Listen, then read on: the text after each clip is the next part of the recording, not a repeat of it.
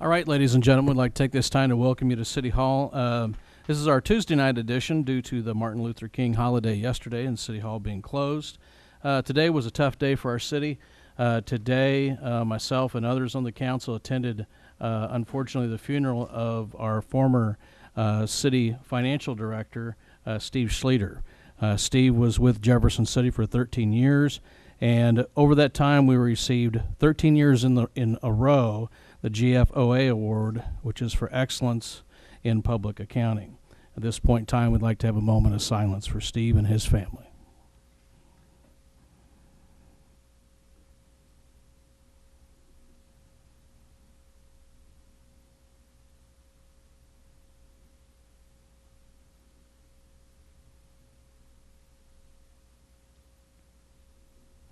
Thank you. Steve, you'll be missed. Please join me in the Pledge of Allegiance.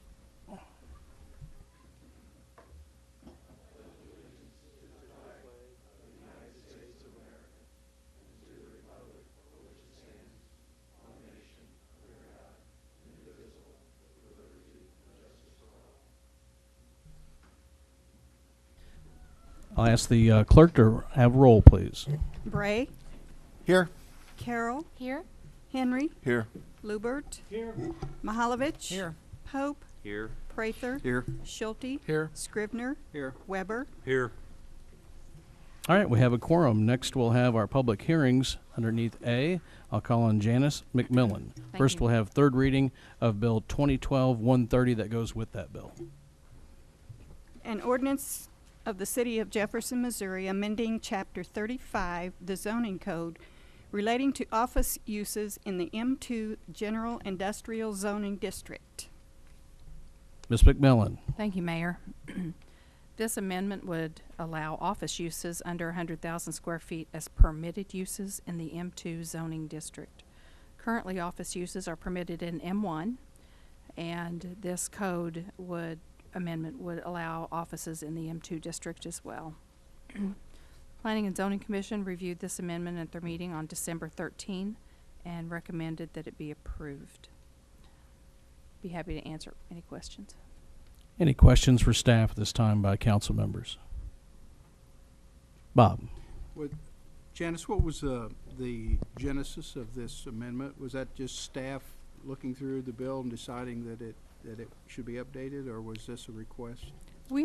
Over the last few years, we've had inquiries about two areas in particular in Jefferson City that are zoned M2, that are really mixed-use areas on Merchants Drive in that vicinity and in the 2700 block of West Main. We did have an individual who came to us wanting to use a building on Merchants Drive, I believe, or Metro Drive, convert an old warehouse building to office, and that's not permitted in that particular zoning district, and so that's how this amendment came to be. Any other questions of staff? Okay, at this point in time, we'll open up our public hearing on Bill 2012-130. Is anyone here to speak in favor of the bill? Anyone to speak against? Seeing none, anything else you'd like to add, Janice? Any debate by council? Seeing none, roll call, please. Bray.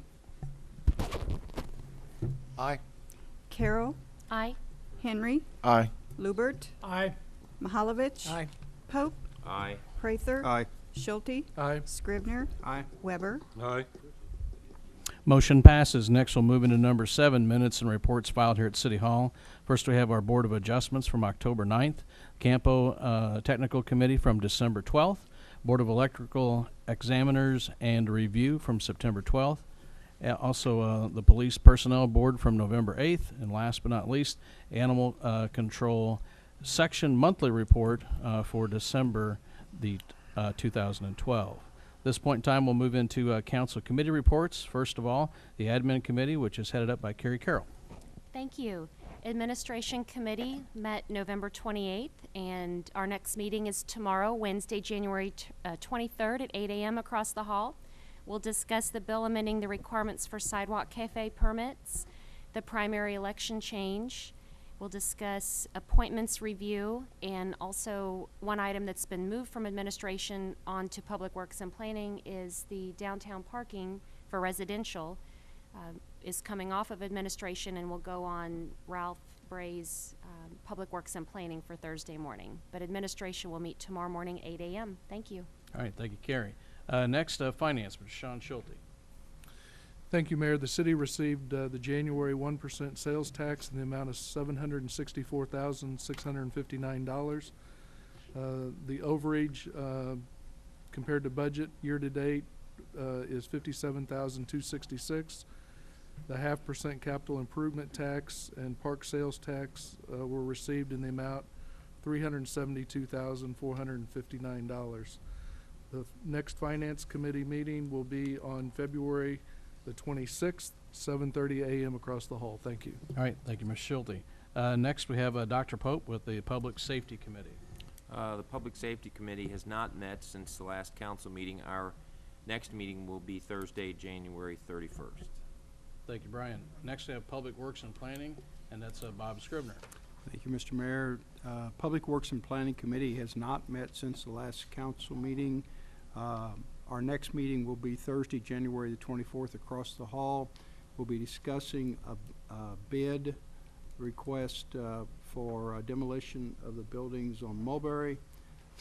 We'll be having conversation about the update of snow routes, or our presentation on update of snow routes, proposed overlay program for 2013, downtown residential parking, we'll debate that, and then a vacation of an easement for Elias High School. Those are the kind of the highlights of that meeting.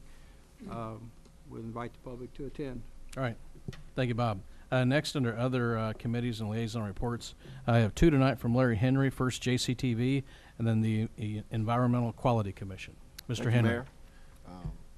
First off, JCTV Steering Committee met January 10th. Main topic of discussion once again was fundraising. There will be a fundraiser. The target date is looking like February 28th. We're trying to get that over at the President's Mansion. Gloria Enlow, at this point in time, is trying to secure that place. We're looking at possible barbecue dinner, silent auction, also a phone-a-thon in late February, and looking for some community support for that. So we'd like anybody that wants to volunteer, please feel free to come out and help us out with that. Our next meeting for JCTV will be this Thursday, January 24th at 2 p.m. at the TV station. EQC, we actually met January 15th of last week. More discussion on the Making Your Mark campaign to help facilitate the city with that. Also trying to get greater awareness for citizen participation in the numerous environmental initiatives that the city has going at this point. So our next meeting for EQC will be February 19th at 6:30 p.m. here at the hall. All right, thank you, Larry. Any other liaison reports tonight? All right, seeing none, we'll move into the consent agenda. At this point in time, we will entertain a motion to approve. So moved. Is there a second? It's been moved and seconded. Discussion. All in favor, please say aye. Aye. All opposed, same sign. Motion passes. Now we'll move into bills introduced, and this is where brand new bills hit our floor here at the chambers. First, we'll have first reading of 2012-133. An ordinance of the City of Jefferson, Missouri, authorizing the mayor and city clerk to execute a cost-share agreement with the Federal Aviation Administration for the purpose of providing air traffic control services at the Jefferson City Memorial Airport. Mr. Schwartz. Thank you, Mayor. This bill is between the Federal Aviation Administration and the city. They will participate in the cost of our air traffic control services at 82% of the total cost. The City Council has already approved the city's portion of that a few weeks ago. So this was just simply an agreement that allows us to spend their 82% of the money for that air traffic control service. Any questions of staff at this time? Thank you, Roger. We'll have first reading of 2012-134. An ordinance of the City of Jefferson, Missouri authorizing the mayor and city clerk to execute a cost-share agreement with the Missouri Highway and Transportation Commission for the purpose of providing bus shelters for the Transit Division. Roger. Again, this is, last year, we purchased bus shelters that were placed on Missouri Boulevard. We had applied to MoDOT for a grant for those shelters. That grant did come through, so this is a method of us accepting the money for those bus shelters that we have purchased. All right. Any questions of Roger on 134? Mr. Bray. Roger, about how, is it already determined about how many bus shelters there'll be, or whereabouts in the city they be? These are ones that we purchased last year. There, Okay. there were 10 of them that we put in, and this is MoDOT being willing to pay 80% of the cost of those. We continue to look for locations for bus shelters, and there are service organizations here in town that are willing to participate. So we look for grants that can pay up to 80% if service organizations want to match the 20%. So we continue to work on that all the time. All right. Thanks, Roger. What's the approximate cost of a shelter, Roger? They're about $10,000. I was thinking that. Okay. Anyone else? Questions for Roger on 2012-134? Okay. Moving on to bills pending. We'll have third reading of 2012-129. An ordinance of the City of Jefferson, Missouri amending the 2012-2013 budget of the City of Jefferson, Missouri by appropriating additional funds within the general fund. Nathan. Yes, this is a bill, when we created our new health insurance program, as you know, that we're self-insuring part of the deductibles that the employees pay, which saves the city a considerable amount of money. In order to do that, we have to set up an account where the health insurance company can draw that money out. We don't like them to have access to our general account, so we want to set up a separate account for that. We need to have a minimum balance in that of $5,000. So we're transferring money, $5,000 from the fund balance to this account. It's actually on the books, not any kind of a loss to the city, because the money will still be there. And essentially, when this program ends, that money would go back then into the general fund. Okay. Any questions for Nathan or the rest of staff on 2012-129? Rick. Is this just a one-time thing, or will we be doing this every year? It's a one-time thing. If we did the same program again next year, that same $5,000 would just stay in that account, and that would continue. If at any point we decided we no longer do the program as a whole, then the $5,000 would come back. Bob? I don't know if I'm not understanding or what, but you said it's not going to cost the city anything, but yet isn't the account for the use of paying the deductible? Right. We budgeted money for paying those deductibles. Okay. So that money is in the budget, and we will transfer that money from the budget into this account as needed. But Okay. you have to have, essentially, like in the old days when I was, you'd pay $5 to open up your savings account. You got to have a balance in there. Right. And so in this case, that balance is $5,000, and that's calculated based on what they think the float might be.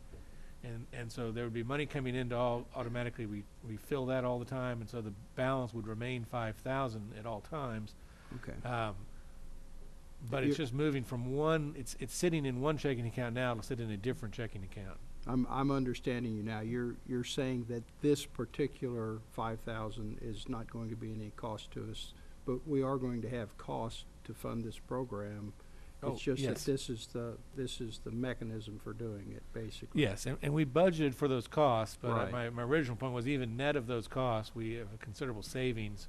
That's really how we were able to bring the health insurance costs down so far. Right. But okay, so I understand now. The first time you made mention of this, you indicated there wasn't going to be any cost to the city, and I didn't ask the question then, but I've had the question ever since then. But Yeah, now I understand. It kind of depends on how you look at it, I guess. Right. Okay. Okay. Any other questions on 2012-129? Debate? Seeing none, roll call, please. Carroll. Aye. Henry. Aye. Lubert. Aye. Mahalovich. Aye. Pope. Aye. Prather, Aye. Schulte, Aye. Scrivener, Aye. Weber, Aye. Bray, Aye. Motion passes. Next, we'll have third reading of 2012-131. An ordinance of the City of Jefferson, Missouri, accepting and approving the final subdivision plat of a replat of Lot 4 of American Subdivision, Section 2, a subdivision of the City of Jefferson, Missouri. Janice. Thank you, Mayor. Lot 4 of American Subdivision, Section 2, is owned and occupied by Lowe's Home Centers on Missouri Boulevard. And they have petitioned to divide or replat this lot into 2 lots, one of which would contain 1.17 acres, and that's shown in the yellow on the slide. And the remaining tract lot would contain 24.48 acres on which Lowe's is located. And the purpose of this is to support the development of a Chick-fil-A store at this site. This Planning and Zoning Commission reviewed this minor subdivision plat at their meeting on December 13th and voted to recommend its approval. Be happy to answer any questions. Any questions of Janice on 2012-131? Dr. Pope. Janice, was all of the parking around the Lowe's, how much of it was excessive from our requirements back when they built on the site? Yes. And the site that the 1.1 acre now that's for Chick-fil-A, I didn't realize Lowe's had that much excessive parking. They do. They have quite a bit of excess parking. The Chick-fil-A store will have, there'll be about 50 spaces located within the yellow area. There won't be that many spaces that are displaced by the store. Okay, and does Lowe's then have any additional space that they could put other stores, other items there at the front on that pad? It would, it'd be a little difficult. I suppose they could create some more outlots, but we would have to make sure that there was adequate parking if they proposed to subdivide Lot 4A or, you know, in addition to where they Has MoDOT are. allowed any other entrances? No. It will be the same entrance. The that- same that's entrances, right, the same Okay. entrances, no change in the traffic pattern on Missouri Boulevard or Wildwood Drive. present? Okay, thank you. Any other questions of staff on Chick-fil-A bill, so to speak? Seeing none, any debate? Seeing none, roll call, please. Henry, Aye. Lubert, Aye. Mahalovich, Aye. Pope, Aye. Prather, Aye. Schulte, Aye. Scrivener, Aye. Weber, Aye. Bray, Aye. Carroll, Aye. Motion passes. Next, we'll have third reading of 2012-132. an ordinance of the City of Jefferson, Missouri, amending the 2012-2013 budget of the City of Jefferson, Missouri by recognizing revenue from the sale of Neighborhood Stabilization Program properties. Janice. Thank you. The city participates in the Neighborhood Stabilization Program. It's a Department of Housing and Urban Development program in which abandoned and foreclosed properties are acquired, rehabilitated, and sold to qualified homeowners. Since its inception, we've received $101,406.88 in revenue. That just needs to be reflected in the budget. And that's the purpose of this bill, is to reflect that revenue in the budget. Any questions for staff? Debate? Roll call, please. Lubert, Aye. Mahalovich, Aye. Pope, Aye. Prather, Aye. Schulte, Aye. Scrivener, Aye. Weber, Aye. Bray, Aye. Carroll, Aye. Henry. Aye. Next, we'll move, motion passes. Next, we'll move on to the informal calendar in 2012-118. Mr. Schulte, what's your pleasure on that bill tonight? Mayor would like to remove the bill from the informal calendar for action by the council. Okay, at this point in time, we'll have third reading, please. An ordinance of the City of Jefferson, Missouri, amending the 2012-2013 budget of the City of Jefferson, Missouri by appropriating additional funds from the general fund to the city clerk elections fund. All right, Mr. Hilpert. Thank you, Mr. Mayor. This would appropriate an additional $40,000 for the into the account for elections. the November election was higher than our entire budget for the current year. So we needed some additional funds for that, and we still need to pay for March and April. And as I mentioned to Councilman Schulte in the pre-meeting, because the school has put their tax issue on the April election, it's likely to increase our cost because there'll be more voters, so we'll have to be prepared for that. We hope that this supplemental will be all we'll need. If the council decides to do an annexation, we may have to talk about it a little bit more. Okay, any questions for Drew? Mr. Weber? How's the formula figured? I mean, it was a state and federal election, and our costs go up, and you know, is there a formula? Well, Nathan seems to want to answer To that, so I'm determine glad to that. defer him to that because I don't know the exact way that the collector Mr. Knight. calculates that. I actually do. Our county clerk was kind enough to explain it all to me, and I think I understand what he was explaining. Essentially, it is based off of our percentage of the registered voters of the districts that are in the election. So it's not based off of the turnout in terms of how our share is computed.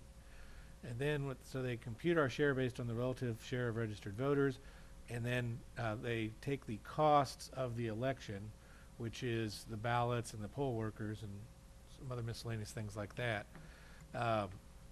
Local government entities participate in those costs, but the state entities on the November election, the state and federal entities do not participate in the cost.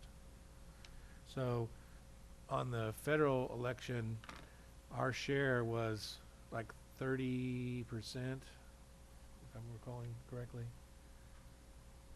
Okay. Mr. Weber? Thank you. It doesn't still doesn't seem equitable in my opinion, but thanks for the explanation. Drew, if it hadn't been a November election, and if it would have been an April election, would it have been half the cost? Could it have been half the cost? It could have been because what drives up I mean, the just cost so is the much anticipated expense on a voters. presidential election, I'm assuming. Yep. So many people come out. You have to, every poll has to be staffed to the hilt. Right. Okay. Any other questions? Mr. Rick Mahalovich. The clerk read that funds will be from the general fund. Is that the same as a surplus? Yeah. I mean, it's the reserve fund of the general fund. It's the reserve portion of the general fund. Okay. Any other questions for? Go ahead, Rick. Based off what you just said, are we going to be able to anticipate this in the future a little bit better than we did this last time? I like to think so. The big driver of November was the presidential election, so what we've learned is don't run our elections on presidential elections. But some things, for example, our April election, the school board put a bill on there which they're perfectly able to do, and we may have some inkling that would happen, but we'll never know for sure very far ahead of time. So I hope so, but it's not an exact science. I think one thing to keep in mind, Drew, is as we move forward as a community, when it comes budget time, we probably need to leave those funds as is and address them at year end if we have reserves as opposed to trying to cut them. Any other comments? Mr. Lubert. I'd like to have a clarification. It is the city and the county that fund the elections? How about the other political subdivisions, school district, whatever else? The what I would call the local government political subdivisions fund it. So in this case, the school board would be contributing. If the water districts ever had an election, they would contribute, but they mostly don't. So in this case, we'd be sharing this April election. We'd be sharing with the school board based on that formula that I described. But the state-wide issues and candidates and the federal candidates, and I guess if there was a federal issue, do not participate in those costs. But they do bring in a lot of voters, so they actually raise the cost. So, okay. Any other debate? Or excuse me, questions of staff before we have debate? Done with questions, debate. Rick. I appreciate Councilman Schulte putting this on the informal, give us a reflection of this, because I think oftentimes we see this transfer from surplus And we're gonna vote right now on an additional 40,000, which means $45,000 tonight came out of our fund balance, which I think is a kind of a kind way to say rainy day fund. I like to think of rainy day fund as something you really need in case of a desperate need. So I appreciate the fact that we need to keep a balance in there for a rainy day, yet our citizens have allocated this money for us to spend for the services of our citizens, but I think we ought to come to some sort of agreement what percentage should be in our rainy day fund. But I'm gonna call it for what it is. And I don't like using rainy day fund for this, that, and the other. I think it comes when we need it. As when the fire improvement failed, what do we use it for? We used our rainy day fund to help in desperate need, or the most critical need of our firemen. That was a good purchase, and that was a good way to use our rainy day fund. And it drew us down to a reasonable amount. So I don't know what the magic number is, but I'm going to be asking the question if it's a rainy day or if it's fund balance we're going to take this out of. Thank you, Rick. Any other debate? Seeing none, ready to vote? Roll call, please. Mahalovich, Nay. Pope, No. Prather, Aye. Schulte, No. Scrivener, Aye. Weber, Aye. Bray, Aye. Carroll, Aye. Henry, Aye. Lubert. Aye. Motion passes. Next, we will move into presentations from the gallery, which I'm assuming Mr. Stella and Mr. Branch, do you have anything to say tonight? We have two candidates. Jim Branch is running for First Ward, and Lynn Stella is running for the Third Ward. Welcome, gentlemen. Thank you for being here tonight. Any other discussions on 20 through 23 by council? Carrie. I have a question that I should have asked earlier during committee reports, but Gail, tomorrow for administration, I said it's across the hall, but since the auditors are working, are we still meeting across the hall? It is across the hall. The auditors finished up. Thank you. All right, anything else on new business or anything else there? If not, under 24, will you, at this point in time, will entertain a motion pursuant to Section 610.021 of the revised statute of Missouri. The council may go into closed session to discuss personnel. Who was our first? I'm sorry. Rick Mahalovich and Bob Weber was the second. Roll call. First of all, discussion. Is there discussion? Seeing none, roll call, please. Bray, Aye. Carroll, Aye. Henry, Aye. Lubert, Aye. Mahalovich, Aye. Pope, Prather, Aye. Schulte, Aye. Scrivener, Aye. Weber. Aye. All right, we'll meet across hall in 2 minutes. Thank you. Have a good night.